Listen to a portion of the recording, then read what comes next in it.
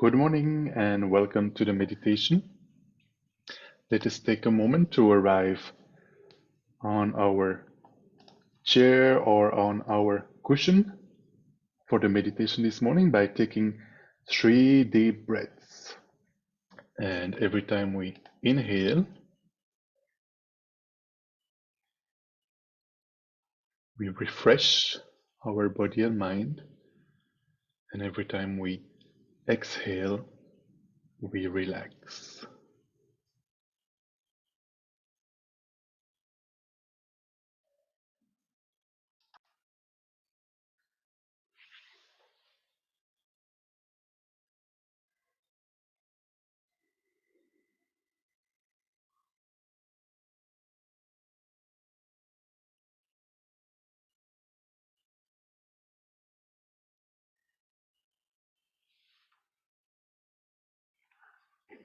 Then let us look at our body posture.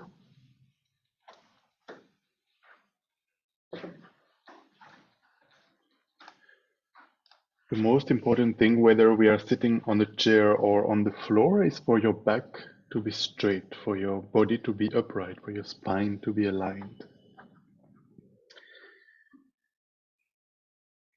If we are sitting on the floor, that's the best. Ideally, we sit in the full lotus posture. This may be a little bit difficult. You can simply sit cross-legged or in half lotus or even Burmese style with one leg in front of the other. If you're sitting on the chair, make sure you're not leaning against the support of the chair and also not leaning forward. Make sure your body is straight. The hands ideally are in the concentration mudra with the right hand on top of the left. The two thumbs are slightly touching and this rests at your lap.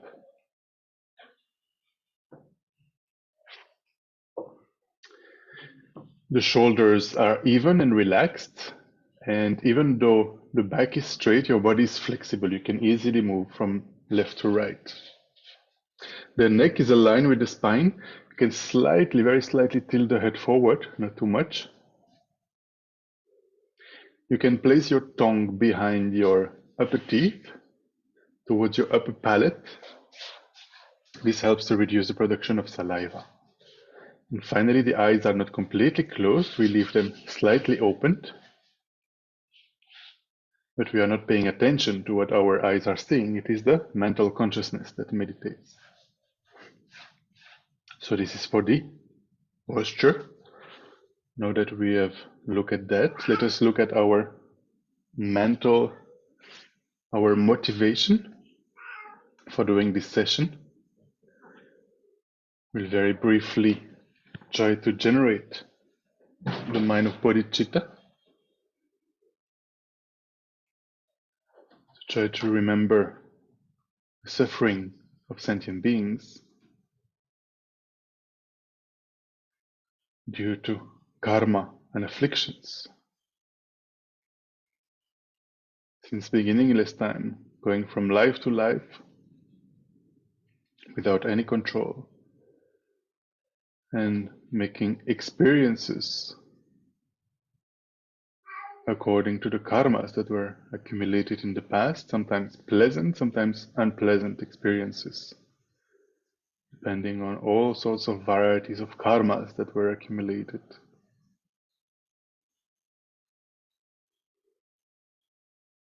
Let us try to generate a sense of compassion for all sentient beings, including ourselves, who are in this unfortunate situation of being trapped in the vicious prison of the mind, the vicious prison of samsara.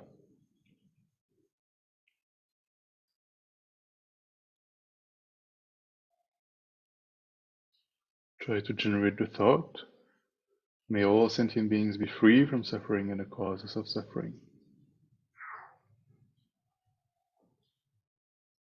And not only that, but recognizing our precious human rebirth with all freedoms and endowments, I myself will free all sentient beings from suffering and the causes of suffering, taking responsibility I have this precious human rebirth. Most sentient beings don't have, therefore, it is my responsibility to work on my mind by listening, contemplating, and meditating on the teachings of the Buddha.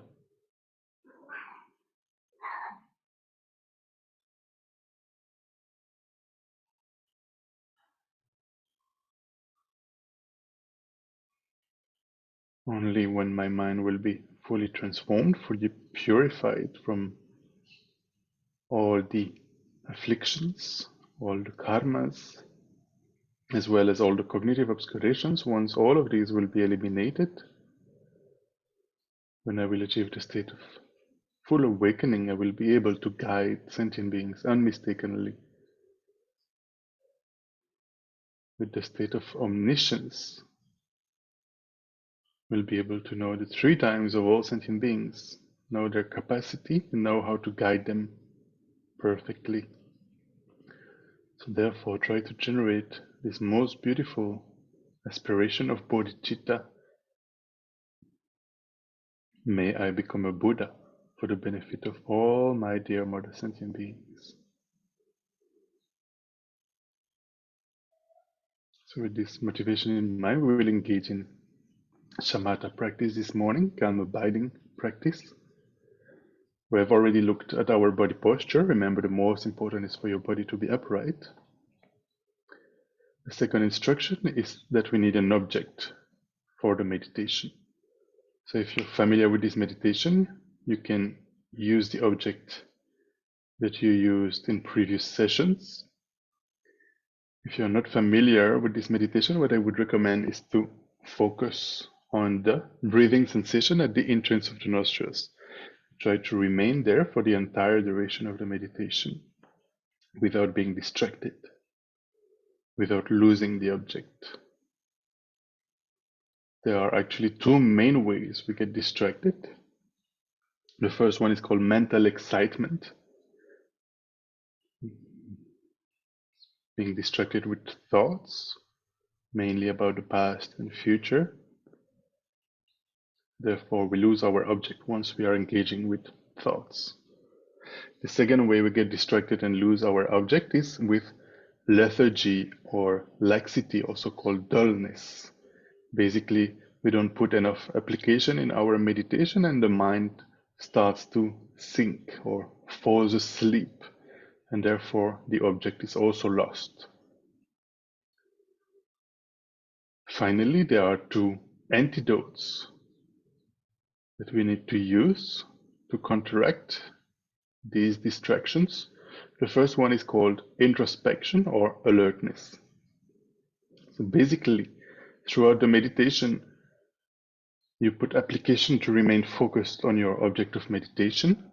Meanwhile, in the background of your mind, a small part is checking. Am I meditating? Am I concentrated on my mental object? This is alertness or introspection. And when this mental factor of introspection notices that the mind has wandered, either with lethargy or with excitement, then we use the second antidote, which is the mental factor of mindfulness. And the role of mindfulness is to bring the mind back onto the object, wherever it is, distracted with thoughts or fell into lethargy. Mindfulness brings the mind back onto the object and makes sure the mind stays onto the object for the entire duration of the meditation. It's a little bit as if you have a pet dog at home and the dog runs away. Introspection notices that, and then mindfulness brings the dog back home. And you can also imagine tying him against the pillar so that he stays at home. So this is what we are doing with our mind. We are training in those two mental factors of introspection and mindfulness. So we will do this meditation today for 15 minutes. Ready?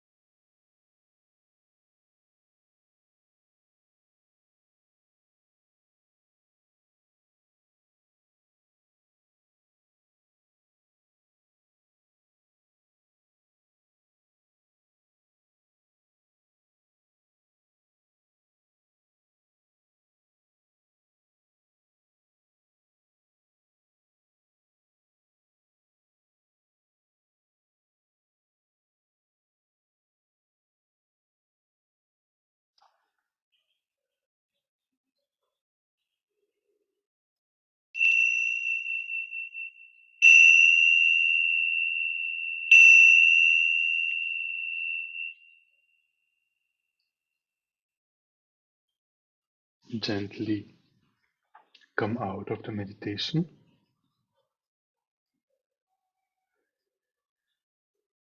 And we will dedicate the merits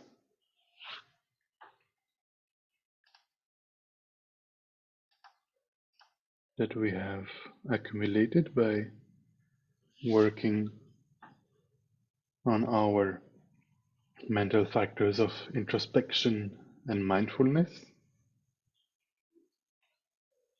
so that we may soon, very soon, achieve the perfection of concentration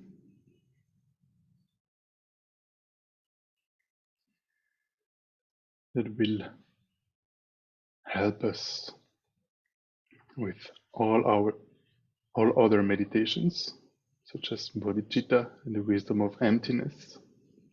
We need the clarity and the stability of concentration in order to realize uncontrived bodhicitta and in order to realize emptiness directly.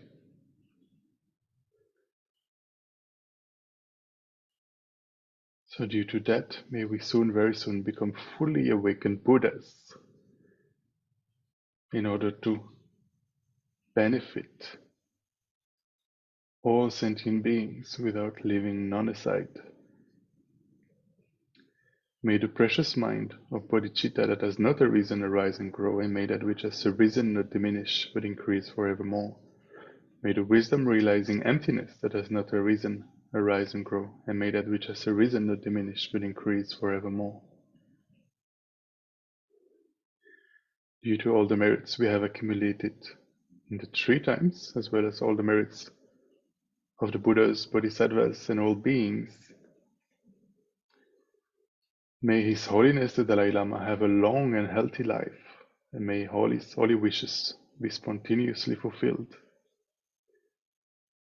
In particular, may His Holiness stay for a long time in a healthy body so that he may continue to teach us for a very long time, to reveal the holy Dharma of Buddha Shakyamuni to us. Due to all these merits, may we soon have the fortune to find the unmistaken reincarnation of Lama Zopa Rinpoche, so that Rinpoche may continue to guide us and to lead the organization.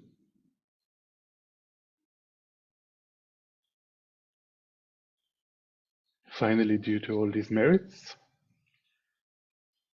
may the wars that are happening around the world immediately come to an end. May there be no new wars. May there be no famine. May there be no epidemic. May there be no disasters of the elements, no natural catastrophes. And may peace and harmony prevail in everyone's hearts and lives. Thank you very much for joining us this morning. Have a beautiful day. And this weekend we have an American monk, Venerable Gache, who has been studying at Seraji Monastery in South India for the last 17 years. He's about to become a Geshe, it's the equivalent of a PhD in Buddhist philosophy. But of course, many more studies, because he studied for about 19 years in the monasteries, the Tibetan monasteries. So he will teach on the Nalanda tradition this weekend at Tushita. This tradition of, using logic, reasoning, and debate to learn and to improve our minds. So this starts tomorrow at 11 a.m. until 4 p.m. with a lunch break, and same times on Sunday. It will be both in person and online, so you're very welcome to join us for that. All right, see you there. Have a beautiful day. Bye-bye.